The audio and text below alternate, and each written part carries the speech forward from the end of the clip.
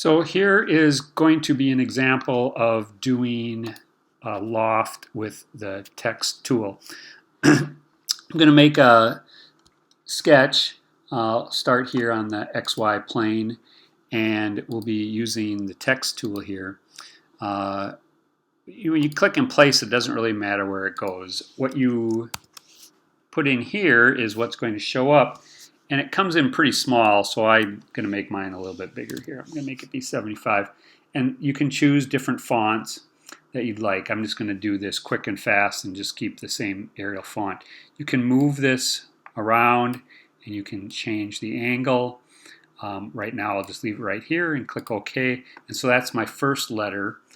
And when you finish that sketch, it's on that plane and shows up here on the top view.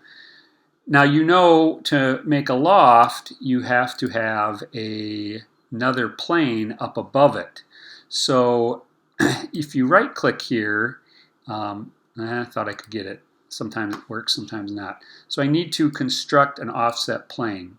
So I'm going to make a plane that's offset from the one that the first E is on, and I'll come up here 40 millimeters and create it. Now I'm going to call this be offset. I'm going to label that plane because you might get some other ones in there, and so you might want to get a labeling protocol here to make sure that you have that's first the offset plane. And then I'm going to create a sketch on that plane, and you can see, just double check, oh there, I am on that offset plane.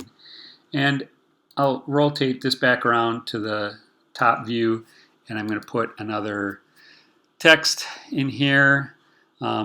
Position will be right in here. It's going to be the same letter, an E. I'll just do it about the same size, I guess. And I'm going to rotate it. Maybe I'll make it a little smaller too,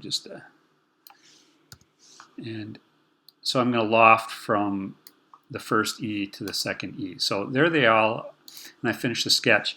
Now this was a little bit of a pain, I thought. I thought I could just do a loft from the two objects that were right there, but when you try that, there's nothing to select. So it doesn't allow me to do that loft. So I came up with a workaround on that, and it's a pretty quick, simple workaround, very tricky, I thought.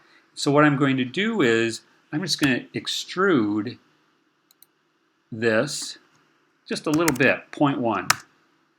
And I'm going to extrude this 0.1. Now, you can loft between these two objects. And so that I thought was pretty clever. So going from this object to this object, I do get a loft.